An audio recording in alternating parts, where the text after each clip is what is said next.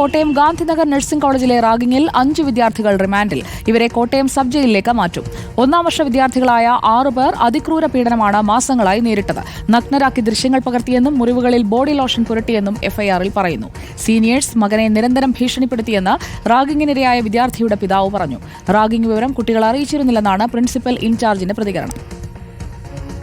അപ്പോൾ ഇന്നലെയാണ് നമ്മൾ ഈ സംഭവം അറിയുന്നത്. ഇപ്പോൾ ടീച്ചർ പറഞ്ഞു കഴിഞ്ഞ കുറച്ച് നാളുകളായിട്ട് ഇന്നപോലെ സീനിയർ പിള്ളേർ അവനെ ഉയർത്തിരിക്കുകയും തല്ലുകയും എല്ലാ മാസവും പൈസ പിടിച്ചെടുക്കുകയും ഭീഷണി ചെയ്യുകയും ചെയ്തു. എന്നാൽ അവനെ പേടിച്ചിട്ടായിരിക്കാം നമ്മളോട് പറയാതെയും ടീച്ചറിനോട് പറയാതെ. അപ്പോൾ ഇന്നലെ അവർ തല്ലുകൊണ്ട് സഹിക്കാൻ വയ്യാഞ്ഞിട്ട ഒരു ചെറുക്കനെ മുറിവേറ്റു. അപ്പോൾ അത് ഇവർ 4-5 പേർ ചേർന്നിട്ട് പ്രിൻസിപ്പാളോട് ഇന്നലെ തന്നെ കംപ്ലയിൻറ്റ് ചെയ്തു. അപ്പോൾ ഇന്നലെ രാത്രി വിളിച്ച് പോലീസ് വന്ന് കംപ്ലയിൻറ്റ് ചെയ്ത് പോലീസ് അറസ്റ്റ് ചെയ്തുകൊണ്ട് പോയി. അത് കഴിഞ്ഞ് നമ്മൾ രാവിലെ വിളിച്ച് ചോദിച്ചു, വരണ്ട, പോലീസ് കേസ് നടക്കുന്നുണ്ട്, നമ്മളിനി പോലീസ് എടുക്കട്ടെ, അത് കഴിഞ്ഞ് നമ്മൾ കേസ് എന്ന് പറഞ്ഞ് മുന്നോട്ട് പോകാം. ദിവസവും തന്നെ റാഗിങ്ങിൻ്റെ എന്തെങ്കിലും വിഷയങ്ങളുണ്ടോ എന്ന് ക്ലാസ്സിൽ ദിവസവും ചോദിക്കുന്നുണ്ടായിരുന്നു. നാളിതുവരെ ഒന്നും റിപ്പോർട്ട് ചെയ്തിരുന്നില്ല.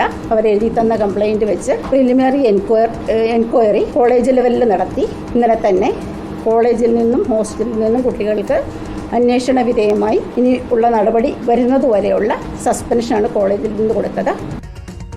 അഞ്ജന അനിൽകുമാർ ചേരുന്നു. അഞ്ജന അനിൽകുമാർ, ഇപ്പോൾ പ്രതികളെ റിമാൻഡ് ചെയ്തിരിക്കുന്നു. എന്നാൽ ഇങ്ങനെയുള്ള സംഭവങ്ങൾ അവിടെ തുടർക്കഥയായിട്ടും അത് സ്കൂൾ മാനേജ്മെന്റ് അല്ലെങ്കിൽ കോളേജ് അധികൃതർ അറിഞ്ഞിരുന്നില്ല എന്നതാണോ അവരിപ്പോഴും പറഞ്ഞ് ഫലിപ്പിക്കാൻ ശ്രമിക്കുന്നത്?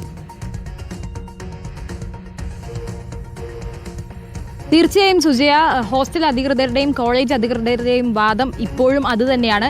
ഈ റാഗിംഗ് നടക്കുന്ന സമയത്ത് ഇങ്ങനെയുള്ള നിലവിളികളെല്ലാം കേട്ടതുകൊണ്ട് തന്നെ ഈ വാർഡൻ അറിഞ്ഞിരിക്കാനുള്ള സാധ്യത വളരെയധികം കൂടുതലാണ്. ഈ വിദ്യാർത്ഥികളിൽ ഒരാൾ ഈ ഹോസ്റ്റൽ വാർഡനെ അറിയിച്ചിരുന്നു എന്നുമാണ് നമുക്ക് മനസ്സിലാക്കാൻ സാധിക്കുന്നത്. എന്നിട്ടും ഇന്നലെയാണ് ഈ വിവരം പുറത്തറിയുന്നത് എന്നാണ് ഈ കോളേജ് അധികൃതർ പറയുന്നത്. അവരുടെ ആ മൊഴിയിൽ സംശയം നിലനിൽക്കുന്നുണ്ട്.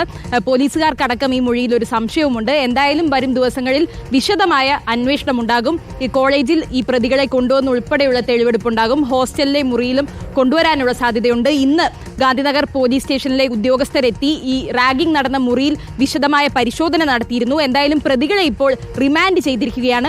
ഇനിയിപ്പോൾ ഇവർക്കായി കസ്റ്റഡി അപേക്ഷ നൽകി വരും ദിവസങ്ങളിൽ തെളിവെടുപ്പിനായി ഹോസ്റ്റലിൽ കൊണ്ടുവരാൻ അടക്കമുള്ള സാധ്യതയുണ്ട്. ഏറ്റുമാനൂർ ജുഡീഷ്യൽ കോടതിയാണ് ഇപ്പോൾ പ്രതികളെ റിമാൻഡ് ചെയ്തിരിക്കുന്നത്. പ്രതികളെ ഉടൻ തന്നെ കോട്ടയം സബ് ജയിലിലേക്ക് മാറ്റും. അതിക്രൂരമായ റാഗിംഗ് നടന്ന സാഹചര്യത്തിലാണ് ഇങ്ങനെ 14 ദിവസത്തേക്ക് റിമാൻഡ് ചെയ്യുന്ന സാഹചര്യം ഉണ്ടായത്. ഇതിനു മുൻപൊന്നും കേട്ടറിവില്ലാത്ത രീതിയിൽ അത്രമാത്രം ക്രൂരമായാണ് ഈ വളരെ ക്രൂരമായ റാഗിംഗ് ആണ് അവിടെ ഉണ്ടായത് എന്നത് വ്യക്തമാണ്. എന്തായാലും കേസുമായി മുന്നോട്ട് പോകാൻ തന്നെയാണ് രക്ഷിതാക്കളും തീരുമാനിച്ചിരിക്കുന്നത്.